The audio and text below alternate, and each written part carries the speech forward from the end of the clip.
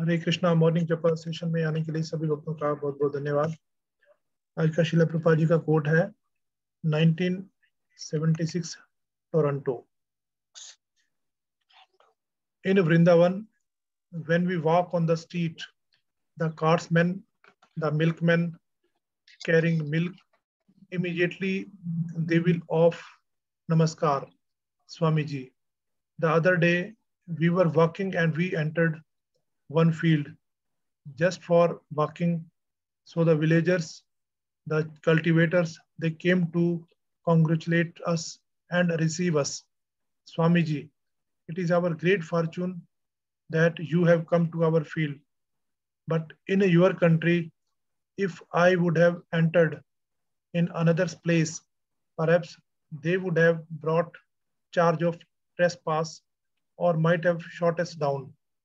So that is a different system, that by birthright they are Krishna consciousness in Vrindavan.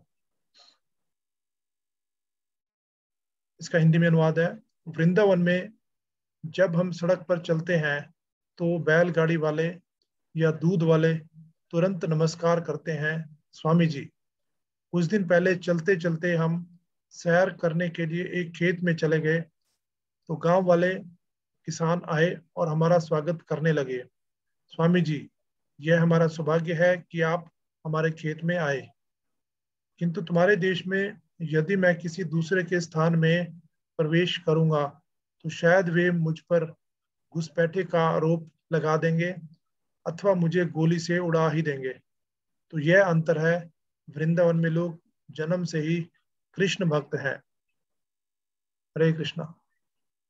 हरे कृष्णा प्रभु जी, दंड प्रणाम। हरे कृष्णा, दंड प्रणाम प्रभु जी। हरे कृष्णा। इस स्टेटमेंट में श्री प्रभुपाद वेस्टर्न कल्चर और भारतीय कल्चर, आध्यात्मिक दृष्टि से इन दोनों का अंतर बता रहे हैं।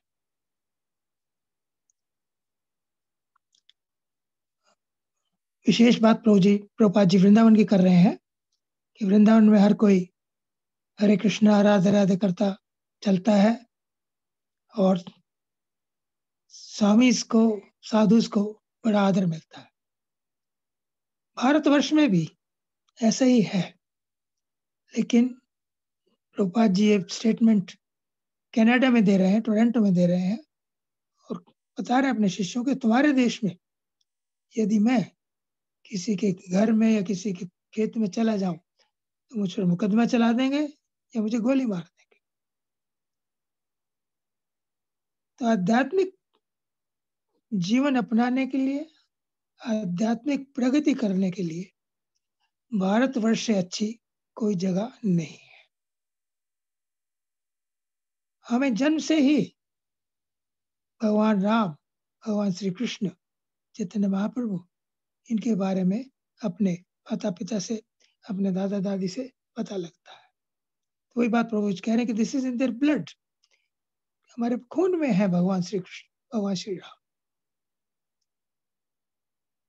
आज स्थिति कुछ विपरीत सी हो चली है, विशेषकर युवा लोग वेस्ट में जाना चाहते हैं, विदेश में जाना चाहते हैं, कुछ भौतिक सुविधाओं के लिए। वो मिल जाती हैं, लेकिन भक्ति से वे और दूर होते जाते हैं, और दूर होते जाते हैं। हमारी कई इस्कॉन के सन्यासियों से बात हुई है,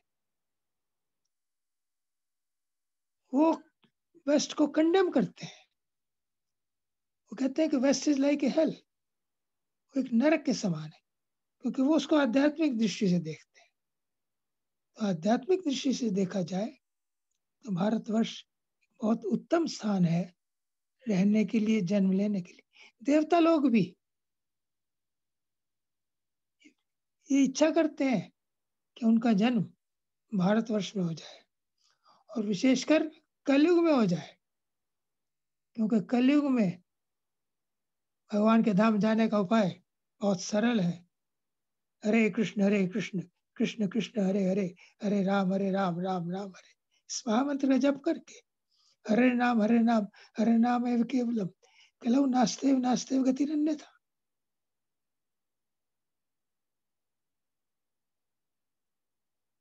भारत में सन्यासियों का आदर शुरू से होता रहा है। सतयुग में पृथु महाराज राजा थे, वो प्रजा की भलाई के लिए, प्रजा की प्रॉस्पेरिटी के लिए, प्रजा का आध्यात्मिक जीवन में रुचि बढ़े उसके लिए 100 अश्वमेध यज्ञ करना चाहते थे। 99 यज्ञ उन्होंने कर लिए थे। जब वो 100वां कर रहे थे तो इंद्र को, जो स्वर्ग के राजा है, उन्हें चिंता हुई, उन्हें संशय हुआ। इंद्र को हमेशा संशय बना रहता है कि कोई उनकी पोजीशन ना प्राप्त कर ले। तो जब उन्होंने 100th यज्ञ किया, उसका घोड़ा छोड़ा, तो इंद्र ने एक साधु का वेश बनाया, उस घोड़े को चुरा लिया। उसको छुड़ाने के लिए उनके सैनिक गए। उन्होंने इंद्र क्योंकि साधु के वेश में था, उसको छोड़ दिया, उसको कुछ नहीं कहा, घोड़ा चुरा लिया। फिर उन्होंने यज्ञ शुरू किया। फिर इंद्र ने दूसरी तरह के साधु का वेश बनाया, घोड़ा चुरा लिया। इस प्रकार कई बार ऐसा हुआ। तो अंत में स्थिति ये आई कि उनके सैनिक इंद्र को मारने के लिए तुले हुए कि हमारा यज्ञ होने नहीं देता। ब्रह्मा जी प्रकट हुए और ब्रह्मा जी ने पृथु महाराज को समझाया कि तुम 100 यज्ञ किसी पोजीशन प्राप्त करने के लिए नहीं कर रहे हो, आप संतुष्ट रहे 99 से। तो उन्होंने मान ली और भगवान उनकी इस बात से प्रसन्न हुए। यदि 100 यज्ञ कर लेते तो भगवान नहीं आते, 99 किए उन्होंने, भगवान आ गए, भगवान के दर्शन हो गए। लेकिन बात हम साधु को कह रहे हैं, साधु का आदर वो करते थे। रावण ने क्या किया? रावण भी सीता जी की जब शूर्पणखा उसके पास गई कि मेरे नाक कान काट ले गए हैं, 2 युवक हैं, राजकुमार हैं, उनकी सुंदर पत्नी है, तो रावण ने सीता जी को हरने का प्लान बनाया और वो एक साधु का वेश बना, सन्यासी का वेश बना। और लक्ष्मण एक रेखा खींच कर जा चुके थे। सीता जी को कहा था कि तुमसे बाहर मत जाना। जब उसको भिक्षा देने लगी तो उसने कहा कि हम बंधे भिक्षा नहीं लेते, बाहर आकर दो। सीता जी ने विचार किया, 2 बातें। तुमने कहा लक्ष्मण ने मुझे कहा है, लक्ष्मण मुझसे छोटा है, उसकी बात को मैं मानूं ये मेरे लिए बाध्य नहीं है, आवश्यक नहीं है।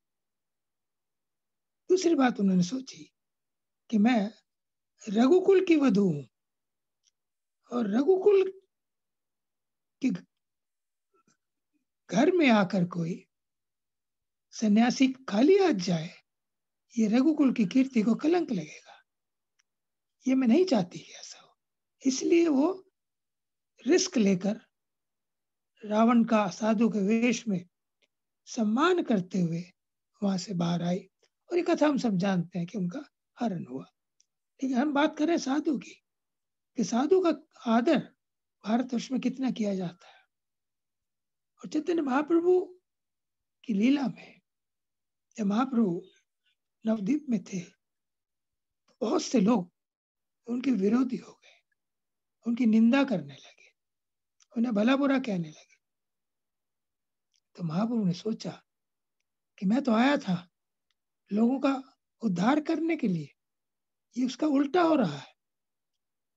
तो उसका उपाय उन्होंने सोचा कि मुझे सन्यास लेना चाहिए, क्योंकि भारतवर्ष में सन्यासी को सब आदर देते हैं। उन्होंने सोचा कि जब मैं सन्यास लूंगा तो ये लोग मुझे प्रणाम करेंगे, और क्योंकि भगवान को प्रणाम करने से प्रणतते ही नाम पाप कर्षणम, गोपी गीत में गोपियां कहती है कि जो कोई आपको प्रणाम करता है उसके पापों का क्षय हो जाता है, खत्म हो जाते हैं। तो महाप्रभु ने उनका कल्याण करने के लिए अपनी वृद्धा माता, जिसका कोई और सहारा नहीं था, उन्हें छोड़ा, युवा पत्नी विष्णुप्रिया, उनका त्याग किया अपने मित्रों का त्याग किया, जिनके साथ प्रतिदिन कीर्तन के करते थे। ऐसे ऐसे मित्र श्रीवास जैसे जो अपने पुत्र की मृत्यु के ऊपर भी महाप्रभु को डिस्टर्ब नहीं करना चाहते थे। उन्होंने अपनी पत्नी को रोक दिया कि महाप्रभु के कीर्तन में बाधा नहीं पड़नी चाहिए। ऐसे मित्रों का महाप्रभु ने त्याग किया, गंगा के किनारे का त्याग किया। इसलिए उन लोगों को जो उन्हें गाली देते थे, उनकी निंदा करते थे, उनका उपहास करते थे, उनका कल्याण करने के लिए, क्योंकि सन्यासी के वेश में वो लोग उनका आदर करेंगे। और महाप्रभु 24 साल के बाद सन्यास के वेश में रहे, और जब उन्होंने दक्षिण भारत की यात्रा की, वहां कईयों का उद्धार उन्होंने इसलिए हो गया कि वो सन्यासी थे। नारोजी ठाकुर था एक, वहां उसके पूरा एक ग्रुप था,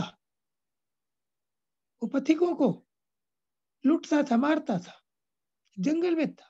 महाप्रभु को पता लगा, महाप्रभु उस जंगल में गए उसका उद्धार करने।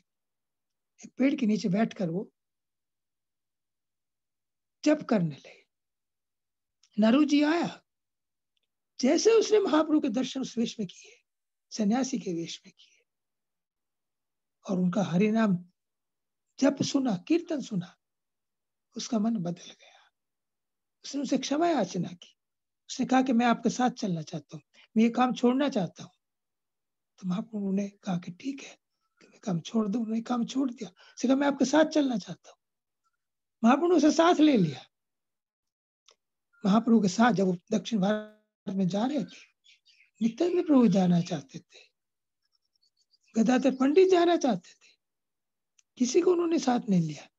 एक डाकू को, नारोजी डाकू को साथ ले लिया, और उनके साथ चला वो काफी दिन। फिर उसे बुखार आ गया, बीमार हो गया, वो मर गया। और महाप्रभु ने अपने हाथ से उसकी समाधि बनाई, कीर्तन किया, इसलिए कि उस नारोजी डाकू ने महाप्रभु के सन्यासी वेश में दर्शन किए थे, हरिनाम सुना था, तो उसे उनकी कृपा प्राप्त। इसी प्रकार एक और आत्माराम नाम के भक्त थे, वो अपने आप में मग्न रहते थे। भाई ये जगत की उन्हें सुध नहीं थी। तो महाप्रभु उनका उद्धार करने के लिए एक बार जहां वो रहते थे वहां गए और कीर्तन करने लगे। उन्होंने देखा कि वो जो आत्माराम व्यक्ति है वो बैठा है, समाधि में बैठा है, अपने आत्माराम सुख में है, लेकिन उन्होंने महाप्रभु ने जोर से कीर्तन शुरू किया। जैसे कीर्तन की आवाज उसके कानों में गई और उसकी आंख खुली, उसने महाप्रभु के दर्शन किए। महाप्रभु के दर्शन करके और कीर्तन सुन के जो प्रेमानंद उसे प्राप्त हुआ, उसके आगे उसका जो ब्रह्मानंद था, आत्माराम स्थिति में जो आनंद था, वो सब वो भूल गया। तो महाप्रभु की कृपा सन्यासी के रूप में उस पर अनेकों इस प्रकार के जो दुराचारी थे, उनके ऊपर महाप्रभु ने अपनी साउथ इंडिया यात्रा में कृपा की, क्योंकि वो सन्यासी के वेश में। तो भारत में सन्यासी वेश का, साधुओं का आदर किया जाता है, करना चाहिए, होना चाहिए। तो भारतवर्ष आध्यात्मिक जीवन अपनाने के लिए, जीवन में प्रगति करने के लिए, साधु संघ की प्राप्ति के लिए बहुत उपयुक्त अच्छी जगह है। जैसा प्रभुपाद जी बता रहे हैं कि यहाँ हर कोई साधु का आदर करना चाहता है। तो हम, यदि हमारे मन में विदेश जाने का कोई विचार है, तो उसे त्याग दें, यहीं रहे, भक्तों का संग करे। वहाँ प्रभु का, श्री प्रभुपाद जी का आंदोलन है, उसमें अनेकों संत है, अनेकों साधु है, वो सब यहाँ उपलब्ध है। संग करके प्रभुपाद जी के बताए मार्ग पर चलते हुए हम भक्ति को अपनाए, और इसी जीवन में प्रभुपाद जी गारंटी देते हैं, जो 16 माला करता है, 4 नियमों का पालन करता है, भक्तों का संग करता है, उसे प्रभुपाद जी भगवान के धाम भेज देते हैं, ले जाते हैं। तो हमें बहुत बड़ा सुविधा उपलब्ध है। नेचुरली हम भारत में प्रकट हुए हैं, हमारी स्वाभाविक स्थिति है भक्ति करने की, बस उसको थोड़ा सा हमने बढ़ाना है। तो जो हम प्रभुपाद जी के आंदोलन में गंभीरता से शामिल होकर कर सकते हैं। हरे कृष्ण, धन्यवाद, thank you. Hare Krishna, thank you very much प्रभु जी। आपने बड़ा अच्छा बताया कि हम सब बहुत ही सौभाग्यशाली है कि हम सबका जन्म भारत में हुआ है और भारत में टिके हुए हैं, क्योंकि भारत भूमि से ज्यादा अच्छा कोई देश नहीं है जहाँ पे हम रह के बढ़िया से भक्ति कर सकते हैं। तो really we are very fortunate. Thank you Prabhu ji. Hare Krishna.